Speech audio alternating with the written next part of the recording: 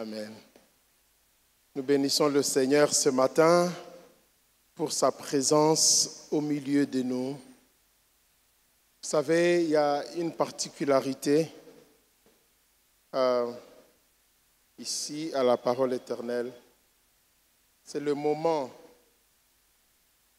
que nous passons dans la présence du Seigneur en adorant.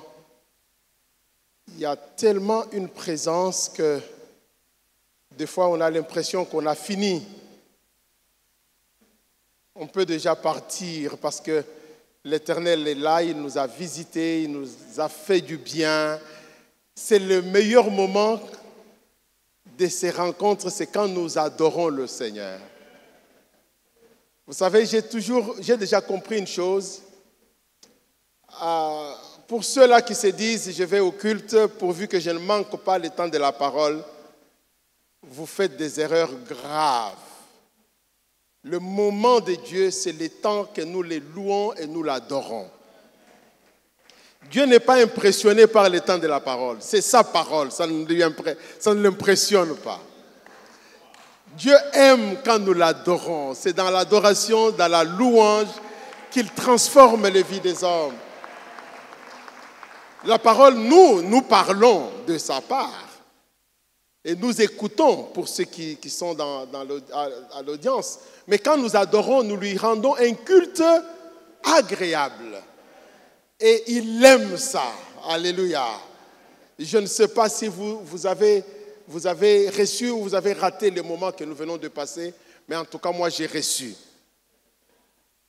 Je disais que moi, j'ai reçu. Est-ce que nous pouvons acclamer ce Seigneur grand et fort?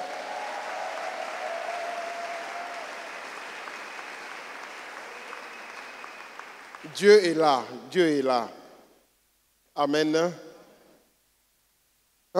Merci Seigneur. Nous disons merci à notre Dieu qui nous permet de venir dans sa présence en fait. Amen.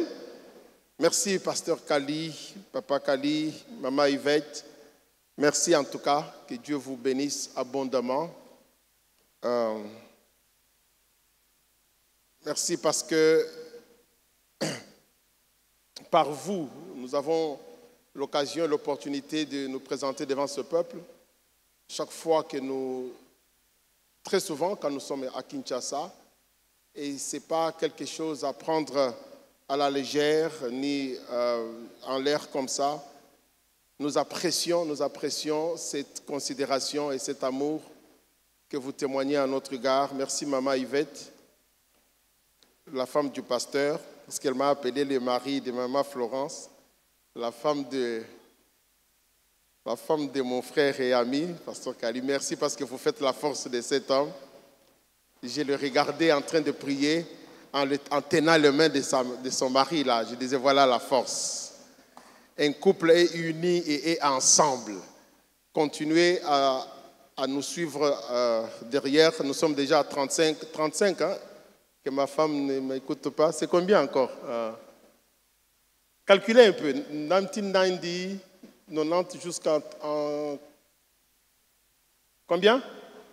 34. Voilà, 34 ans. Hein? Combien d'années devant vous? 3 ans seulement? Bon, essayez de nous rattraper, ça. Que Dieu soit béni. Et merci aussi à l'Église, hein? Merci à vous. Merci parce que vous mettez la chaleur dans notre cœur. Lorsque Pasteur Kali dit c'est l'homme d'Atlanta, tout le monde acclame et s'élève. J'ai dit, oh my gosh. Donc on est ensemble et vous m'encouragez par votre amour. Vous nous faites du bien. Merci louange, en tout cas. Vous êtes formidables. Je vous suis même de loin. Je vous suis de loin. Je suis les moments. Des fois, je rate, excuse-moi, pasteur, des fois, je rate le moment de la parole. Mais le temps de la louange adoration, en ligne, souvent, je les suis. Souvent, je connais comment... Hein, papa, bon, j'ai vu maintenant, ici et maintenant, toutes ces choses-là. Nous sommes branchés, nous les suivons. En tout cas, que Dieu soit béni. Voilà, nous voulons très rapidement aller dans les Écritures, prendre quelques minutes pour nous parler de la part du Seigneur. Aujourd'hui particulièrement, je vais faire une chose que je ne fais pas d'habitude. Je vais vous parler et au deuxième culte, je vais continuer avec le message. Généralement, on donne le même message, mais aujourd'hui, en tout cas, on va souffrir que les violents pourront toujours rester, hein, s'ils veulent recevoir la suite. Nous allons continuer au deuxième culte. C'est tellement profond. Depuis un temps, le Seigneur est en train de dealer avec moi sur un sujet que je trouve, qui me tient vraiment à cœur. Il me parle des relèvements des défis. Des relèvements des défis. Alors aujourd'hui, je voudrais nous parler de comment convertir les défis en opportunités. Amen. Comment convertir les défis en opportunités. Et mon texte donc de base est tiré de Romains chapitre 8, verset 28. C'est un passage que nous connaissons tous. D'ailleurs, la plupart d'entre vous ou la plupart d'entre nous devraient connaître ces versets par cœur. Est-ce que nous pouvons le dire ensemble? On peut se lever, nous allons lire juste ce verset, un seul verset. Romains chapitre 8, verset 28. Est-ce que vous y êtes? Allons-y. 1, 2, 3, go.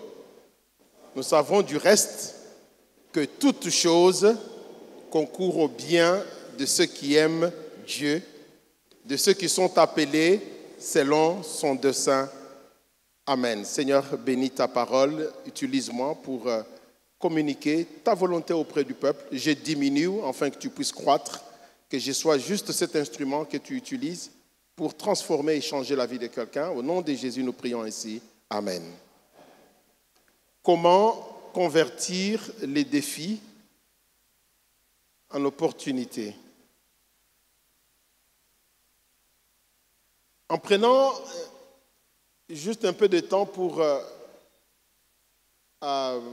comprendre de quoi nous voulons parler, j'aimerais d'abord définir ce que nous entendons par convertir.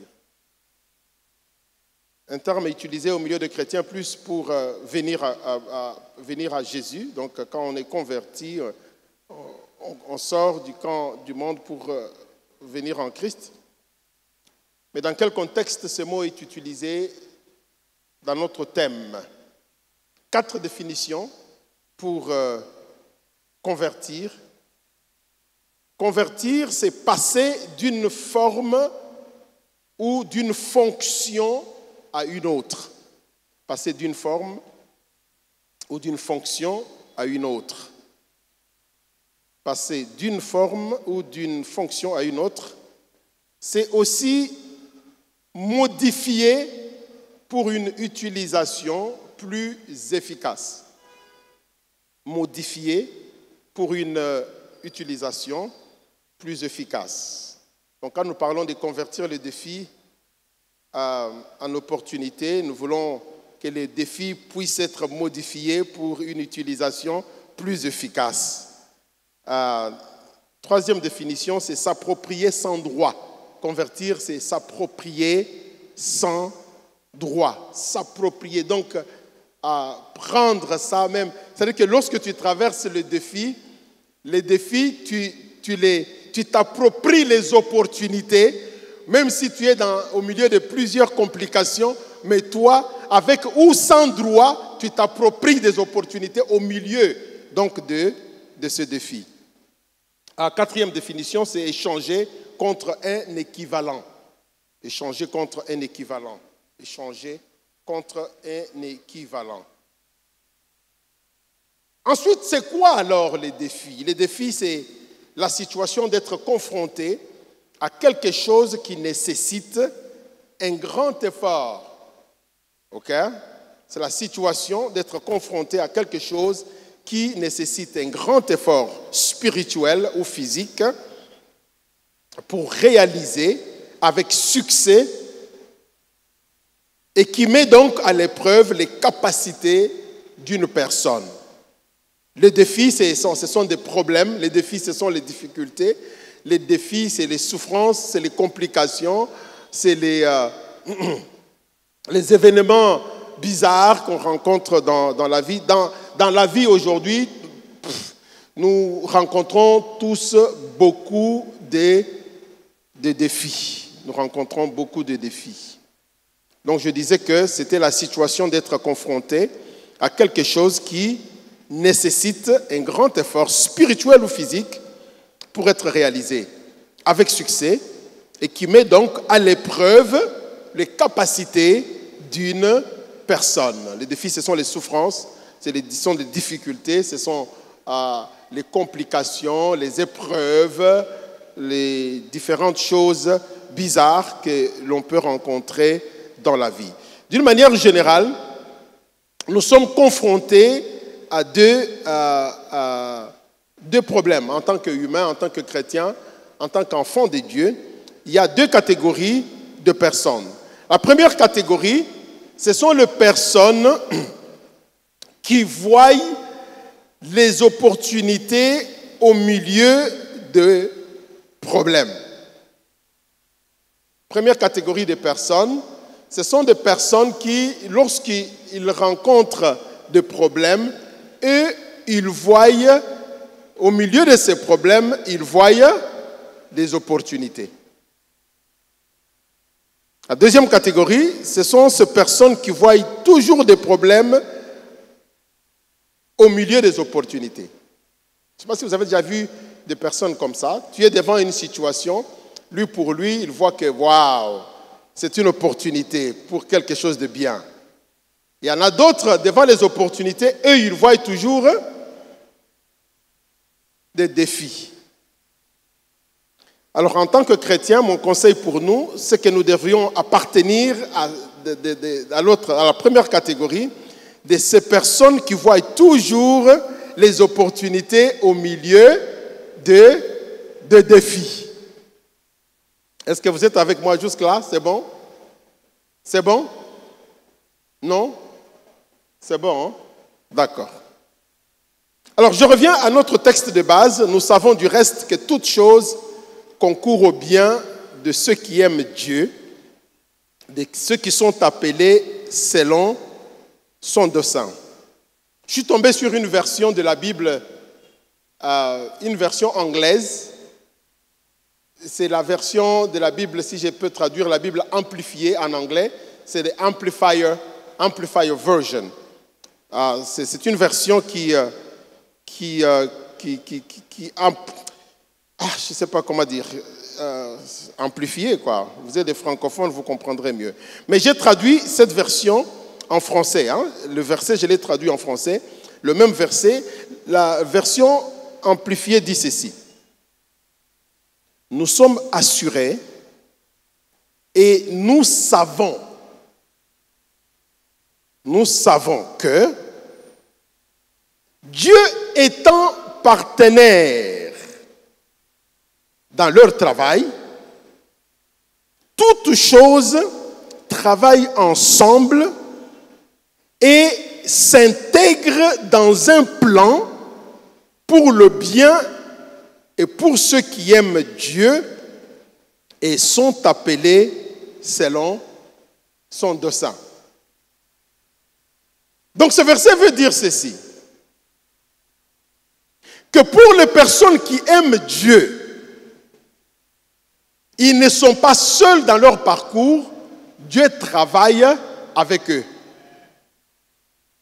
Amen. Alors, Dieu travaille avec ceux qui l'aiment.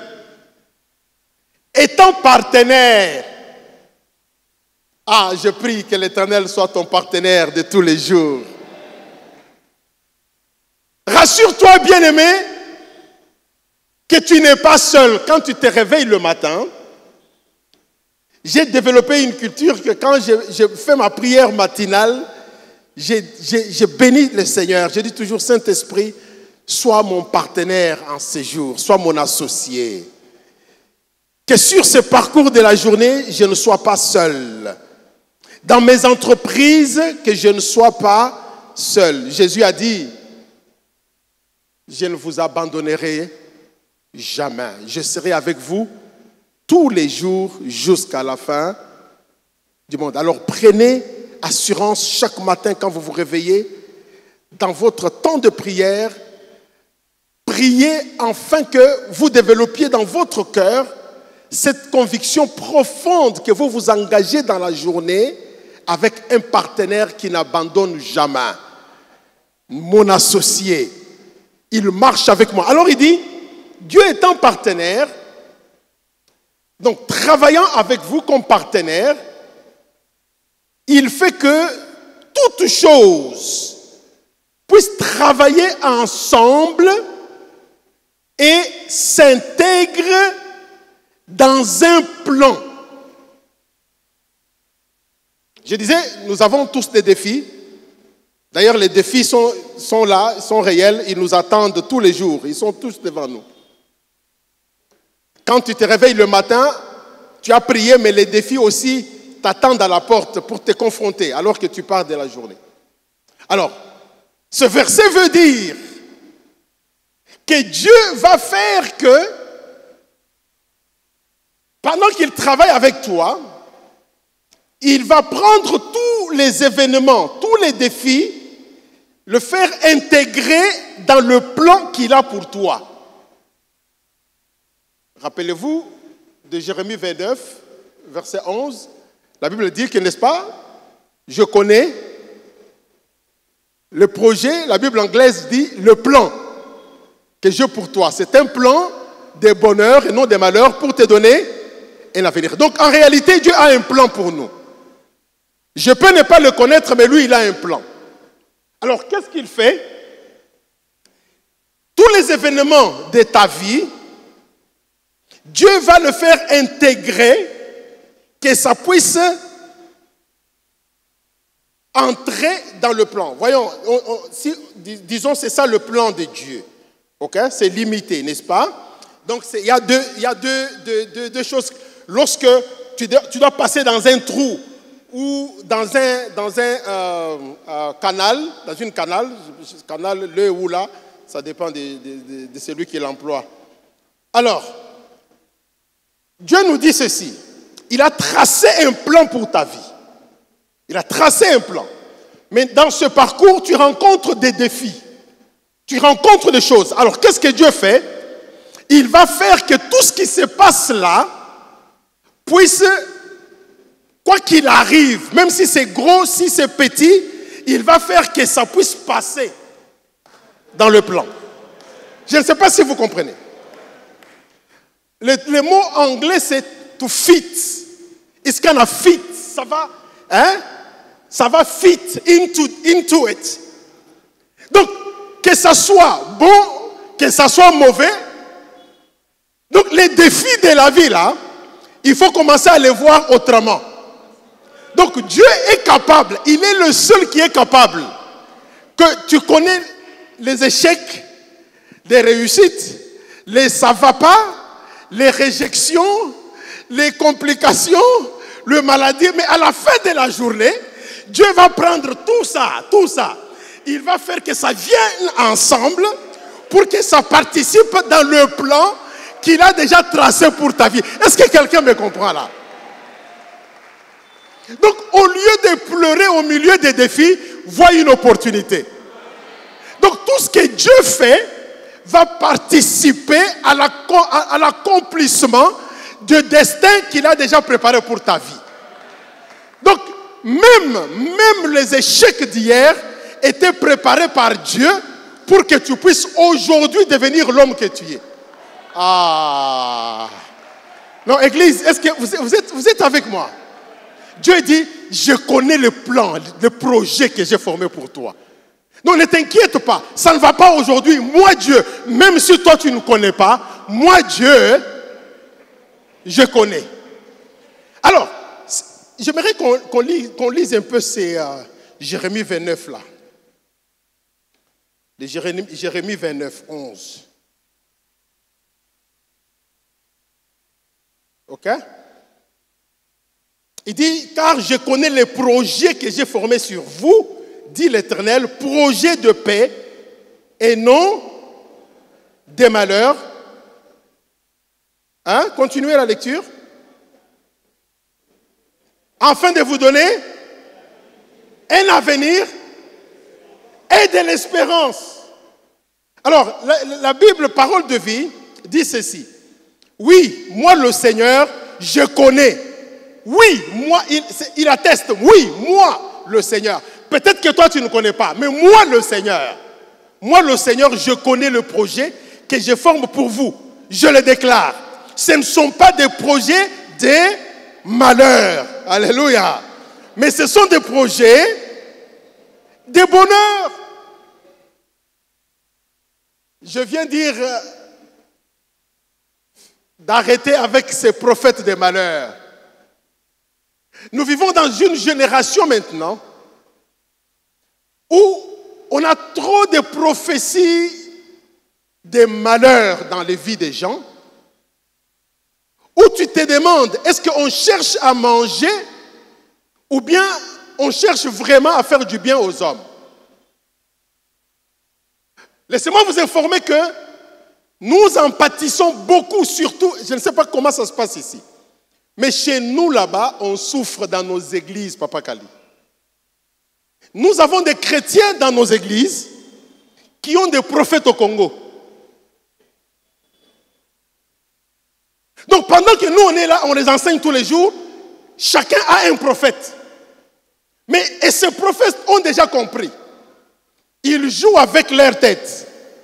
Quand ils le prophétisent, il dit, je vois quelque chose de grave qui se passe là-bas. Mais il faut que je monte à la montagne. Je dois aller à Mangengenge ou Mangengenge, je ne sais pas comment vous appelez, ou Badara, ou Madara, je ne sais pas.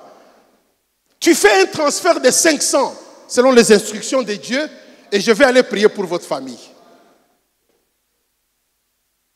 C'est des gens qui ne donnent même pas ni 5 $ ni 10 $ à l'église, mais il envoie 500 $ au prophète qui est au Congo parce qu'il lui a dit qu'il y a un malheur en train de venir dans ta famille. Et puis l'homme va venir après, il dit après avoir prié, je vois qu'il y a 3 niveaux de choses. Je vois la mort, je vois un grand accident. C'est toujours des malheurs, hein? C'est toujours des choses bizarres qui amènent les gens à paniquer. Tes parents sont au pays, n'est-ce pas? Il y a un esprit de mort qui rôde autour de ta famille. Alors toi là-bas en Amérique, tu commences à trembler. Oh, qu'est-ce qui se passe encore? Qu'est-ce qui se passe encore? Bien-aimés, écoutez-moi bien. Les sorciers sont dans toutes les familles. Dans nos villages là, il y en a. Mais Dieu est mon partenaire. Je m'en fous de ce que les sorciers ont programmé sur ma vie. Je sais que Dieu, si je passe par des moments difficiles, il va les faire concourir à mon bien. Je n'ai pas le temps d'écouter les prophètes des malheurs. Les prophètes des malheurs. J'ai entendu quelqu'un dire il y a 7 semaines ici que qu'est-ce qui se passe aujourd'hui? Les pasteurs des églises sont en train d'attaquer des prophètes. On n'attaque pas les prophètes, mais on dit la vérité aux chrétiens. Les prophéties, vous en avez entendu ici, c'est sorti. On est dans l'église, Dieu parle. La prophétie sort pour exhorter, pour encourager, pour fortifier, pas pour détruire les vies des hommes. Maman Yvette, nous souffrons. Nous souffrons. Et puis, ils donnent, j'ai l'impression qu'ils ont tous les mêmes tactiques. Ils créent un peu la peur. Et puis, ils ne donnent pas toutes les formations directement. Ils te donnent un peu. Et puis, il dit, je dois entrer dans 3 jours. J'ai la recommandation du Seigneur. Ah, Zambiwani. Alors, il te dit, toi aussi, prie. Moi, j'entre, je vais aller à la montagne. Mais à la montagne, on a les téléphones ouverts. À la montagne, on poste sur Facebook. Bon, je ne vais pas aller jusque-là. Bien-aimés, changeons d'attitude. Alléluia. À partir de maintenant, change ton attitude. Change ta façon de voir les défis. Réjouis-toi. Vois les défis comme étant des opportunités. J'ai dit, vois les défis comme étant des opportunités. N'est-ce pas que Jésus a dit dans Jean au chapitre 16, Jean au chapitre 16, le verset 33, ok? Jean chapitre 16. Si vous y êtes, vous dites Amen. Jean au chapitre 16, verset 33, Jésus dit ceci, je vous ai dit ces choses, afin que vous ayez la paix en moi. Vous aurez, dans ce monde ici, vous aurez quoi? Des tribulations dans le monde. Mais faites une chose très simple. Prenez courage, car moi, Jésus, j'ai vaincu le monde. Si Jésus a vaincu, toi aussi, tu es appelé à vaincre. Prends le calme. Prends courage, prends courage. Le problème, c'est pour les hommes. Les difficultés, c'est pour les hommes. Dieu dit, prends courage, prends courage. Moi, j'ai connu les difficultés sur cette terre et je les ai vaincues. Si je les ai vaincues, toi aussi, tu vaincras. Bien-aimé, commence maintenant à te réjouir. Tu peux t'imaginer, tu passes par des moments difficiles et toi, tu te réjouis. Pourquoi tu te réjouis? Parce que tu vois qu'il y a une opportunité dedans. Alléluia.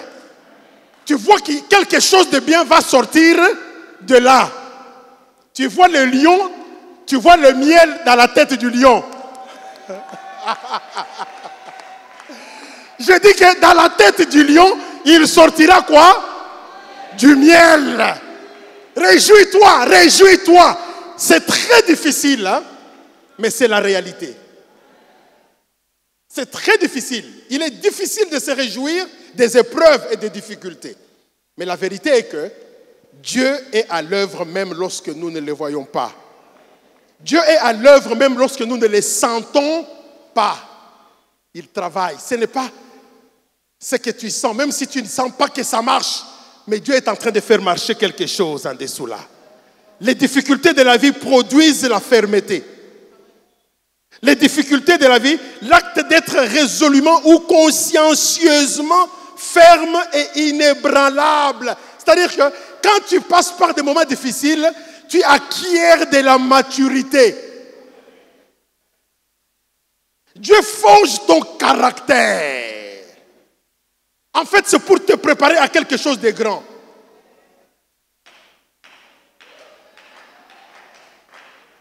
Donc les défis que tu connais là, au lieu de pleurer, réjouis-toi. C'est difficile. N'est-il pas écrit que ceux qui apportent les semences avec larmes, ils feront quoi? Ils moissonneront avec quoi? Des champs d'allégresse. Tu apportes ta semence en pleurant. Je vois des gens qui viennent ici poser la semence alors qu'il a des factures à payer, alors qu'il a la maison qu'il n'a pas payée, mais il vient en pleurant. Ça fait mal, ça fait mal, ça fait mal, mais il donne quand même. Dieu dit, tu partiras de là avec des champs d'allégresse, parce que les défis que tu connais aujourd'hui sont des opportunités pour la réussite de demain. Pour que tu entres dans ta destinée, tu dois passer par certaines choses.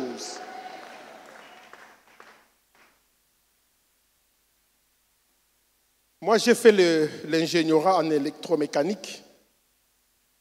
J'ai commencé ici à l'ISTA pour terminer de l'autre côté. Mais on nous a appris une chose en métallurgie. Et une histoire là qu'on a appelée les hauts fourneaux. Quand on traite de l'or, on doit le faire passer par un processus de chaleur à haute température. Mais lorsque l'or sort de l'autre côté, il est pur. Il n'y a pas de déchets dedans. Tu es appelé à être l'or pur. Mais tu ne seras jamais pur à moins que tu passes par une haute température. Si tu veux entrer dans la grandeur que Dieu a préparée pour toi, n'aie pas peur de la chaleur. N'aie pas peur des conflits. N'aie pas peur des moments difficiles. Ça te prépare pour le lendemain. Jacques au chapitre 1er. Jacques au chapitre 1er. Vous comprenez pourquoi je vous ai dit que je devrais continuer, parce que là, je pose des fondements pour pouvoir toucher, n'est-ce pas, après, les convertir où je vais vraiment arriver. Verset 2 dit, mes frères, regardez comme un sujet de joie complète les diverses épreuves auxquelles vous pouvez être. Donc, comment vous devez regarder les épreuves? Répondez-moi. Comme sujet de joie. Et la parole de Dieu, parole de vie, attends un peu, parole de vie dit quoi? Mes frères et mes sœurs chrétiens, quand vous rencontrez des difficultés de toutes sortes, soyez très heureux. My God. Quand vous rencontrez des difficultés, soyez très heureux. Dans Lingala, vous dites comment? C'est là. Zalana Esengo. Comment tu peux dire à quelqu'un qui est dans les difficultés, dans les épreuves, que Zalana Esengo? Ça, c'est la Bible. Pourquoi tu dois être Naïsengo? Parce que cette souffrance-là, ces difficultés-là, ce sont des opportunités. C'est le chemin, c'est le chemin. Dieu est le seul.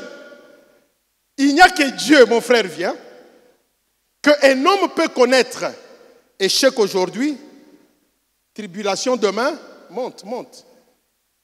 Et puis, ça va, ça marche. Et puis, le lendemain, c'est maladie grave. Et puis, après un jour, ça va encore pire. Et puis, après, demain, sa vie est élevée.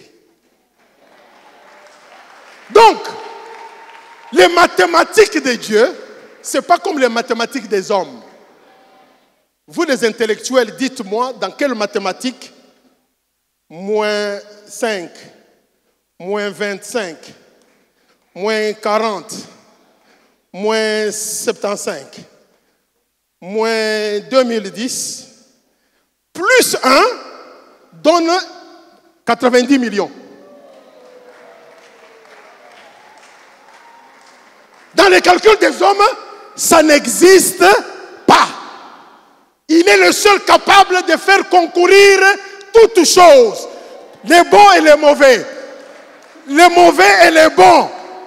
Il peut le faire concourir, que ça entre dans le plan qu'il a déjà tracé pour ta vie. C'est comme ça que Dieu fonctionne. Donc en réalité, les défis sont des opportunités. My. Mes frères et mes sœurs chrétiens, quand vous rencontrez les difficultés de toutes sortes, soyez heureux. Soyez très heureux. Vous le savez, si votre foi reste solide dans les difficultés, celles-ci vous rendent plus résistants. Il faut que vous résistiez jusqu'au bout, alors vous serez vraiment parfait et vous ne manquerez de rien. Alléluia. Oh, les chemins de Dieu. Les chemins de Dieu. Les défis vont nous bousculer, ça c'est vrai. Ils vont nous shake. Les défis vont te bousculer. Résistons, bien-aimés. Tenons bon. Tenez bon. Jésus a dit, vous aurez les tribulations, mais tenez bon. Vous aurez des difficultés, mais tenons encore. Parce que quelque chose de bien est en train de venir. Alléluia. Amène tout à Dieu dans la prière. C'est pourquoi j'aime l'ambiance des cultes de la parole éternelle. Amenez tout à Dieu dans la prière et avec foi. Celui qui doute, il n'aura rien. C'est ça que ce passage va continuer. Mais si quelqu'un manque, parmi vous manque de sagesse, il doit la demander à Dieu. Dieu lui donnera cette sagesse. En effet, Dieu donne à tous généreusement sans faire de reproches. Mais il faut qu'il demande avec foi, sans douter. Celui qui doute ressemble à une grosse vague de la mer que le vent soulève et agite. Celui-là ne doit pas penser qu'il va recevoir quelque chose du Seigneur. Amenons toutes choses à Dieu dans la prière. La prière nous redonne la force de continuer à espérer. Quand tu es découragé et dépassé, viens à l'église. Tu passes tellement par des moments difficiles, viens à l'église. Arrête de dire, oh, oui, ça va, il y avait des embouteillages. Il y a séminaire, il y a conférence, mais tu as toujours des explications. Je n'ai pas de moyens. Tu n'as pas de moyens. Viens à Dieu qui donne simplement.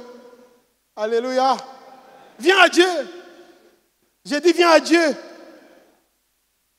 Bien aimé, nous pouvons vivre une vie avec assurance et avec certitude. C'est possible.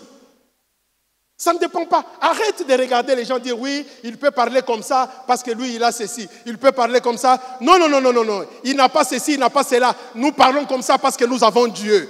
Nous n'avons que Dieu. Je dis que nous n'avons que Dieu.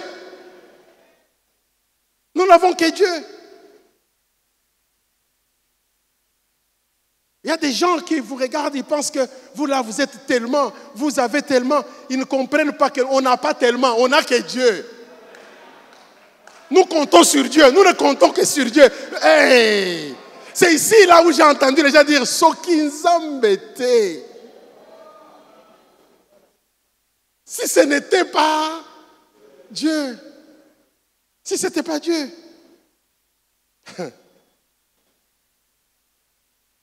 Vous savez, avant de terminer cette partie, j'ai pensé à David. Dans 1 Samuel plutôt, au chapitre 17, verset 34. Nous voyons, David fait une déclaration. OK? 1 Samuel. Est-ce que vous êtes avec moi? D'accord. 1 Samuel chapitre 17, nous connaissons l'histoire de David devant Goliath. Au verset 34, David dit ceci. David dit à Saoul, « Ton serviteur faisait paître les brebis de son père. Et quand un lion ou un ours venait en enlever une des troupeaux, je courais après lui. Je le frappais, je l'arrachais, donc la brebis de sa gueule, et s'il se dressait contre moi, je le saisissais par la gorge, je le frappais et je le tuais. » Alors il dit au verset 36, « C'est ainsi que ton serviteur a terrassé les lions et l'ours, et il en sera du même du Philistin, de cet incirconcis, comme de l'un d'eux, car il a insulté l'armée des dieux vivants. » David dit encore, « L'Éternel qui m'a délivré de la griffe du lion et de la patte de l'ours, me délivrera aussi de la main de ces Philistins. » Ah! Alors j'étais en train de me dire, Papa Kali, je vois David, j'ai dit que c'est un chrétien, chrétien, un homme qui connaît Dieu. Nous sommes dans l'Ancien Testament, donc on parle de chrétiens dans le Nouveau Testament, ceux qui connaissent Christ. Mais je remets juste dans notre contexte pour dire, c'est l'exemple d'un chrétien qui, moi je me dis bien, alors qu'il était en train de paître les troupeaux de son père, sûrement qu'il priait à Dieu. Tu peux t'imaginer quelle serait sa prière de David? Seigneur, protège-moi et les brebis de mon père contre les lions, l'ours. C'était ça sa prière. Moi je m'imagine, ça c'est le commentaire d'après Pius Mbayab. Je m'imagine qu'il prie. Mais à la fin de la journée, l'Éternel n'a pas gardé les lions loin de lui ni des troupeaux. Les lions et les ours sont venus quand même. Quand les lions sont venus, il n'est pas resté calme. Il n'a pas permis que le lion puisse dévorer les troupeaux. Il a dit, quand les lions venaient et ils prenaient les troupeaux, je les poursuivais. Je les tenais à la gorge, je l'arrachais les troupeaux de la vie. Et s'ils continuent, je vais les tuer. Mais David ne savait pas. Qu'est-ce qui était en train de se passer à ce moment-là? Il était à l'école de formation de Dieu. Dieu était en train de les former. Il y a certains défis qui ne quitteront pas ta vie parce que Dieu est en train de te former. Il y a certains problèmes qui ne s'éloigneront jamais de ta vie parce que tu es à l'école des formations de Dieu. Pour les temps qui doit déclencher le processus de la royauté. Vous êtes là, l'église?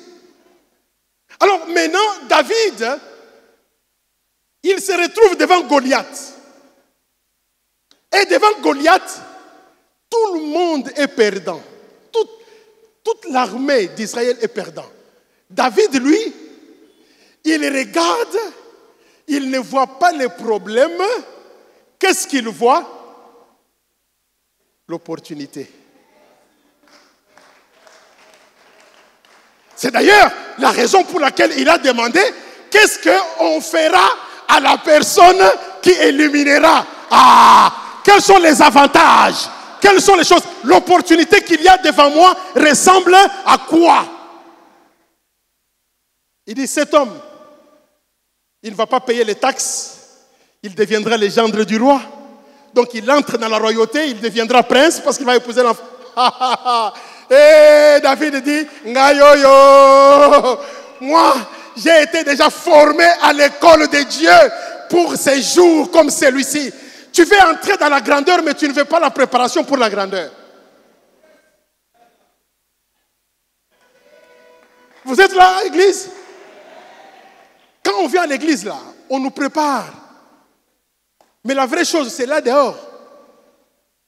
On doit confronter les réalités de la vie. Les difficultés sont réelles. Personne ne peut les échapper. Personne ne peut les échapper.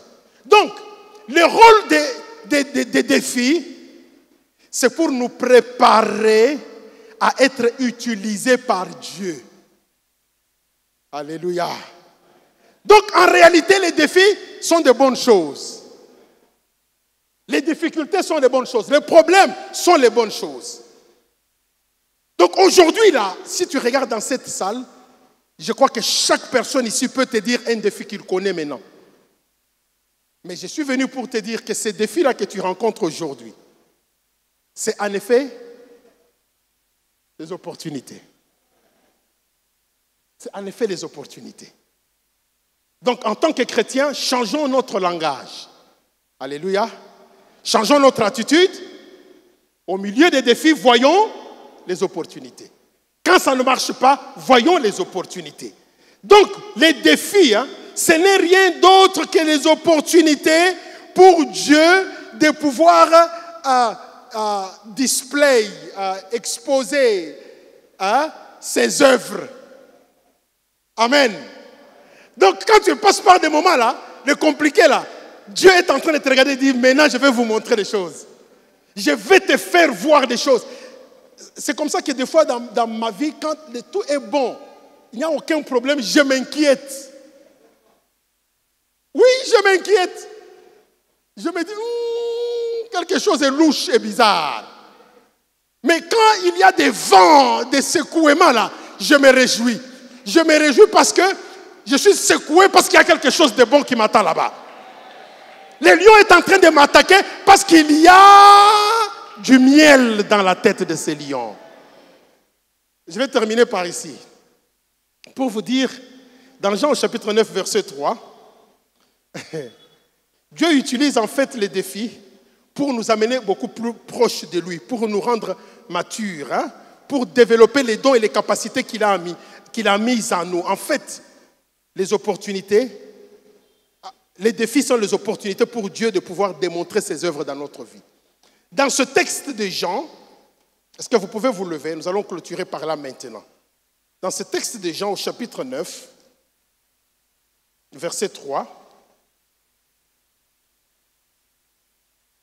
donc au deuxième culte, je vais continuer pour ainsi maintenant commencer à montrer comment convertir maintenant tous ces défis en opportunités.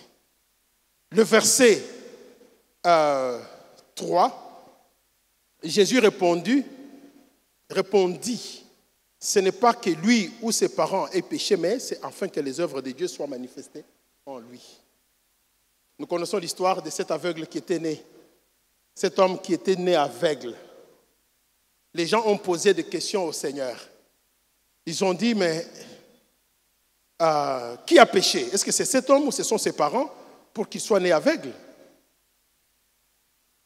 Ils disent, mais Seigneur, mais cet homme a un défi qui semble être de naissance. Il est né avec ces défis.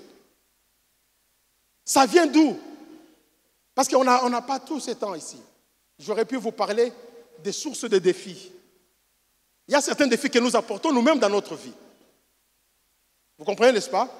Mais il y a certains défis que Dieu laisse que ça se passe dans nos vies. Maintenant, cet homme-là, il pose la question au Seigneur. Mais c'est qui a péché? Qu'est-ce qui fait qu'il a ces défis ici? Jésus dit, non, vous ne comprenez pas. Vous ne comprenez pas. C'est afin que je puisse moi-même manifester mes œuvres dans sa vie. En d'autres termes, il y a des moments où Dieu veut seulement